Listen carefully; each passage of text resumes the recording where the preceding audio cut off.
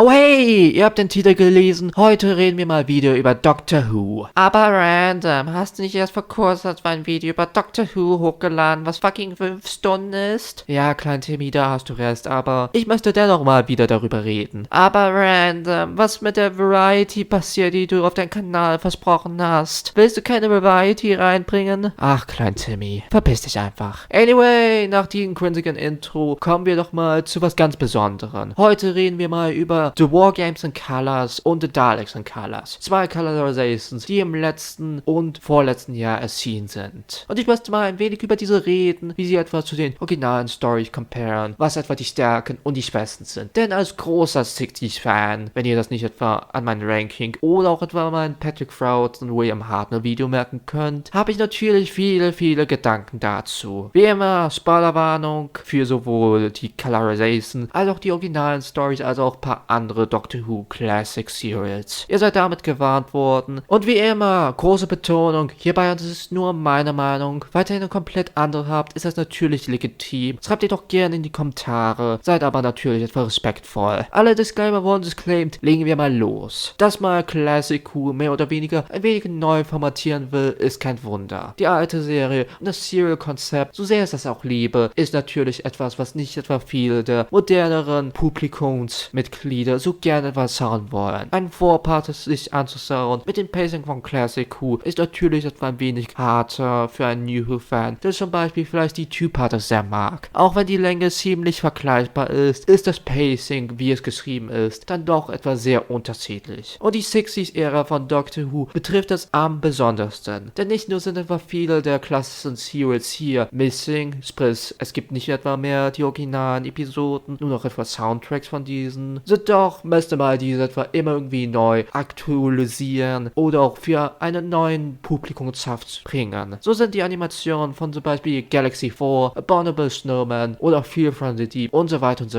relativ mehr an ein neues Publikum gerichtet, denn sowohl wurde Scale ein wenig erhoben, als auch ein wenig mehr Budget gegeben, um nicht etwa die Episoden 1 für 1 zu rekreieren, sondern eher mehr zu reimaginen. Und das kann natürlich manchmal wirklich gut funktionieren, siehe Macro Terror. Manchmal kann es aber auch ein wenig das Serial etwa zerstören oder nicht so gut sein, wie zum Beispiel die Fear from the Deep Animation. Und da sind die Colorizations definitiv etwas, was Sinn macht. Viele Fans wollen etwa die klassischen 60 Serials in Farbe sehen und viele haben auch ihre ganz eigenen kleinen Colorization Clips gemacht. Man findet mal die etwa zahlreich auf YouTube und manche dieser sind auch wirklich einfach nur chefskiss und wirklich gut. Das ist kein Wunder, dass man für das 60th Anniversary eins der wohl ersten und ikonischsten Serials genommen hat und es etwa neu aufgebracht hat mit The Daleks in Color. Und so sehr die Colorization in The Daleks wirklich gut funktioniert, abseits davon, dass man bei manchen Szenen wirklich etwa merken kann, dass man ein wenig overboard gegangen ist und man sich dachte, ja, wir müssen das irgendwie super Techno-Color machen. So ist die Colorization als sich ziemlich gut, nur wurde halt auch sehr viel geeditet. So ist The Daleks in Colors mehr oder weniger in der Länge ähnlich zu einem Three-Parter, wenn es eigentlich ein Seven-Parter ist. Sprich, wir haben etwa die Hälfte, beziehungsweise mehr als die Hälfte von diesem Serial weggenommen. Und das merkt man leider auch wirklich. Das Editing kann hier super sloppy sein. Viele charmante Szenen, die an sich als Filler gehen können, wie zum Beispiel die Szene mit unserem TARDIS-Team Nummer 1, wo sie an der Food Machine ein wenig sich etwa vergnügen, ist zum Beispiel nicht etwa in der Colorization zu finden, aber das macht irgendwie Sinn. So sehr ich diesen Moment auch vermisse, macht das Sinn, dass man diesen Moment etwa rausgeschnitten hat. Ein super toller Charaktermoment, aber ein Moment, der die Story nicht wirklich voranbringt. Das Problem kommt aber hier, dass man auch etwa von der Story her etwa viel rausgeschnitten hat. Natürlich, es macht Sinn, dass man ein Edit macht. Zum einen möchte man etwa zu einem neuen Publikum appealen, zum anderen hat man auch natürlich nicht genügend Budget, um etwa ein Sam-Pater zu recolorization. Das bringt natürlich viel Zeit, viel Aufwand und viel Budget mit sich. Dass man nur etwa 70 Minuten macht absolut Sinn. Das Problem hier ist halt die Natur eines Serials. Auch wenn wir viele Charaktermomente kriegen, die an sich etwa gut rausgeschnitten werden können, sind auch viele mehr oder weniger sehr stark verbunden mit der Story. Die Story ist natürlich an manchen Stellen ausgestretched und an manchen Stellen kann man natürlich davon reden, dass wir Padding haben, aber wenn man sich genauer anschaut, das originale Serials Daleks, merkt man schnell, dass viele der Momente relativ wichtig sind sind, um dieses Pacing wirklich funktionierend zu machen. Das Schauspiel ist sehr theaterisch und damit kommt auch das große Problem. So theaterisch das Schauspiel ist es schwer, das irgendwie ein wenig runterzukatzen. Viele der Nuancen der Story, vor allem mit den Files, wurden hier etwa runtergekattet. Und das ist auch etwas zustimme mit der Kritik, dass an manchen Stellen der Daleks wirklich trackt und viel Padding in sich hat. So doch finde ich, dass man dieses Serial irgendwie nicht so gut so weit runter sein kann. Es ist viel zu wenig und lässt diese Story auch nicht wirklich durchatmen. Wir haben viele der wichtigen Storybeats immer noch, aber viele der kleinen, ruhigeren Momente wurden rausgekattet und dadurch fühlt es sich umso hektischer und umso schneller an. Und das ist wirklich ein Problem, denn Classic Who war in der Regel nie etwa so gepaced, dass es sich hektisch oder zu schnell oder verwirrend anfühlen soll. Als jemand, der The Daleks, das originale Serial, nicht so lange etwa gesehen hat davor, bevor ich diese Colorization gesehen habe, war ich wirklich verwirrt an manchen Stellen. Hä? Habe ich da was verpasst? Was ist da jetzt passiert? Hä? Was? Ich bin verwirrt. Und ich kann mir das auch gut vorstellen, dass es auch für viele der neuen Publikumschaften der Fall war. Auf der anderen Seite haben wir The War Games in Color. Natürlich wollte man auch ein Patrick Troughton Serial ein Jahr später in Farbe umsetzen. Und dass man The War Games nimmt, macht Sinn. The War Games ist beliebt. The War Games ist verdammt beliebt. Vermutlich die beliebteste Regeneration, wenn es nicht etwa Caves auf Androzani gegeben hätte. Und The War Games ist ein 10-Parter. Ein sehr massives Feed. 10 Parts klingt auf den ersten Blick so, als wäre es mit Padding gefüllt. Und auch wenn man ein Argument machen könnte, dass es manche Momente gibt mit Padding, so doch ist The War Games so clever, dass wir viele Momente kriegen, viele Settings, Locations, Scenes kriegen, um die Story immer interessant zu halten. The War Games ist zwar ein 60 Serial und auch wenn es sich an vielen Stellen wie ein 60 Serial anfühlt, weiß The War Games, wie es etwa mit seiner Story, mit seinem Pacing umgehen soll. So sehr man auch etwa über Classic Who und sein Pacing reden kann und viele gute Argumente dagegen oder auch dafür machen kann, universell jeder, der The War Games gesehen hat oder die meisten, die die War Games gesehen haben, sagen, dass dieses Serial eins der wohl bestgepacedesten Serials überhaupt ist. Und ich denke, das ist ein großes Kompliment für das Writing von Malcolm Hulke und Terrence Dick, die beide das einfach nur grandios gemacht haben. Auch ich bin ein gigantischer Fan von The War Games, wenn ihr mein Ranking gesehen habt. Also, was wäre, wenn wir The War Games nehmen? Ein 10-Parter, der über 200 Minuten geht und das auf 90 Minuten machen.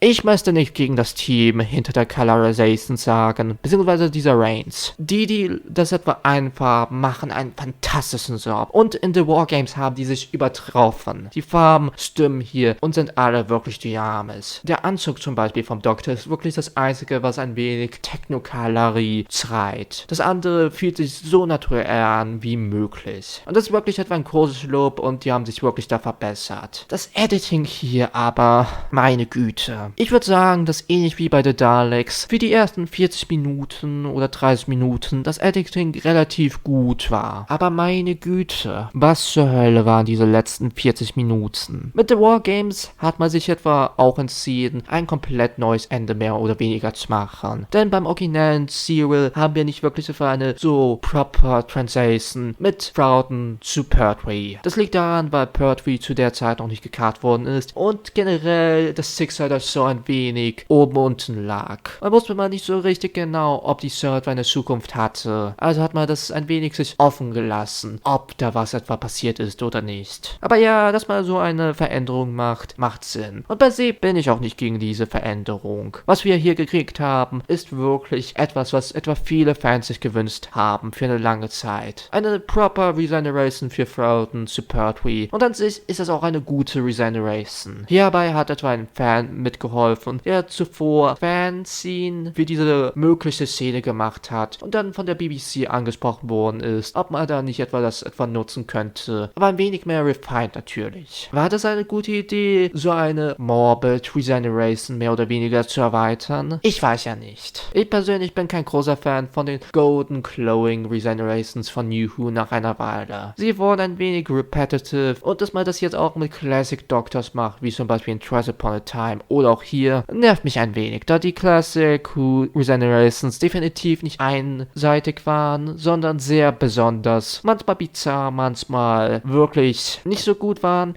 aber dennoch ihren ganz eigenen Charme hatten. Nichts gegen den Fan, die Arbeit ist wirklich unglaublich und wirklich, wirklich gut, aber persönlich bin ich halt einfach kein großer Fan, dass man das irgendwie geändert hat. Aber dann ist auch noch der Faktor, dass man etwa vieles rescored hat. Und ich rede jetzt über beide Serials, beziehungsweise die neuen Versionen dieser beiden Serials, denn beide haben dieses Problem. Die Musik ist viel zu fucking laut. An sich ist die Musik relativ gut. Ich habe daran keine Probleme. Das Problem ist halt eben, dass diese Musik einfach nicht etwa wirklich gut zusammenmixt mit der Musik des originalen Serials und der Audio des originalen Serials. Wir reden hierbei über einen neuen Score, der im Jahre 2023 bzw. 2024 gescored worden ist und der gemixt wird mit der Audio eines über 60-jährigen Serials bzw. Episoden. Dass die Audio und der Audiomix ein wenig jarring ist kein Wunder. Dass man das aber viel zu laut macht, ist wirklich, wirklich nervig. Da kann man manchmal den Dialog einfach nicht verstehen. Und ich möchte noch nicht mal etwa darüber reden, dass wir etwa das Master-Theme von Series 3 hier sehen mit dem War Thief. Und ich weiß, es ist eine beliebte Theorie und ich weiß an sich, es ist eine charmante Theorie. Aber für mich ist das immer so eine Sache, wo es